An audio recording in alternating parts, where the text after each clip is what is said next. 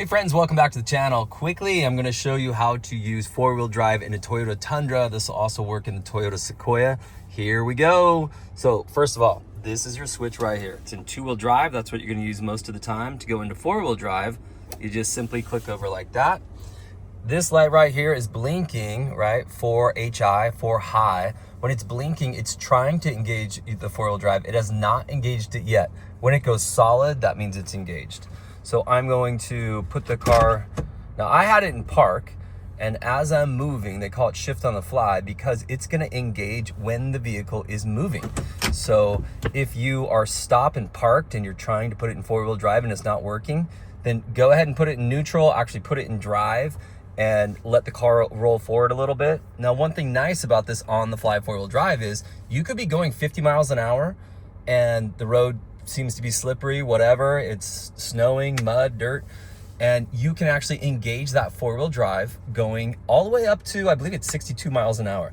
Now, my recommendation is that if the roads are that slippery, wet, muddy, snowy that you need four-wheel drive, you probably shouldn't be going 62 miles an hour. That seems a little bit fast to me, but you have the opportunity to. So again, while you're moving, four-wheel drive high. All right. Now, how do you get to four-wheel drive low, and why in the world would we want to use it?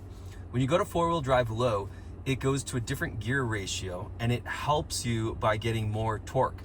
So maybe you're on an extremely steep hill, maybe you're trying to tow someone out of a certain situation. When you need that extra torque and power at a low speed, that's when you're going to want four-wheel drive low. So how do you do it? If you just try to turn it, it actually doesn't go. So what you need to do is push it in, and then turn it while you're pushed in.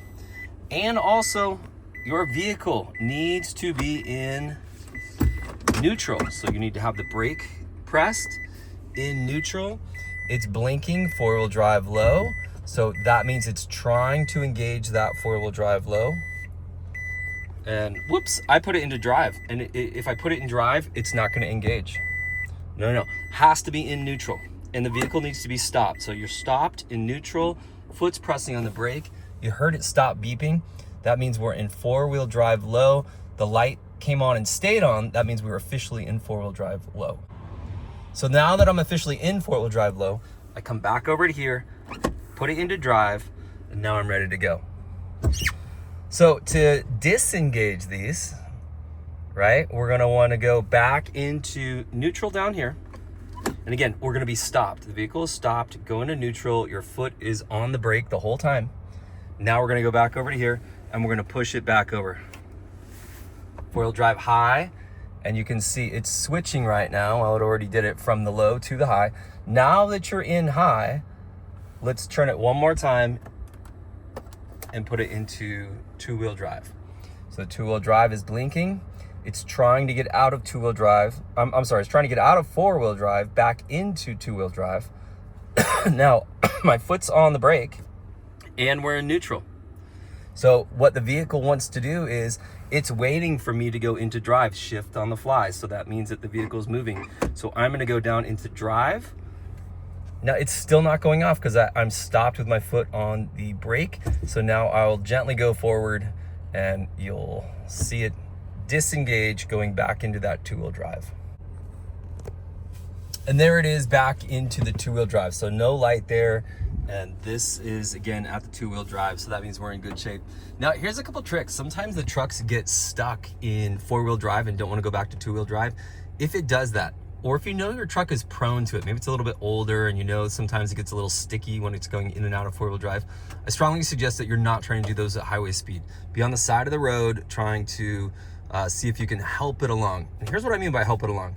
So if you have it in drive and you're trying to get from four-wheel drive back into two-wheel drive, right? So you switch this over, but let's say it's stuck here in four-wheel drive and you're like, dang, it's not turning the light off. Now mine did there, but let's say it's not and it continues to blink. Here's what you can do.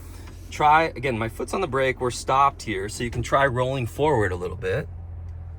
Also, you can try this. Come to a complete stop, put it in neutral, take your foot off the brake. If that doesn't do it, try backing up a few feet. Backing up a few feet, just slowly and gently. And a lot of times that will help it to kind of knock back over from 4-wheel drive into 2-wheel drive. If that still didn't work, again, just kind of play with it a little bit, put it back into drive again, just slowly, gently let it roll forward, take your foot off the brake, rolling forward, and it'll help it to disengage. Hey friends, I hope today's video helped you out. If it did, give it a thumbs up, like my big old black thumb right here. You can see I've been working on the vehicles a little bit. And subscribe to the channel, and we'll see you next time.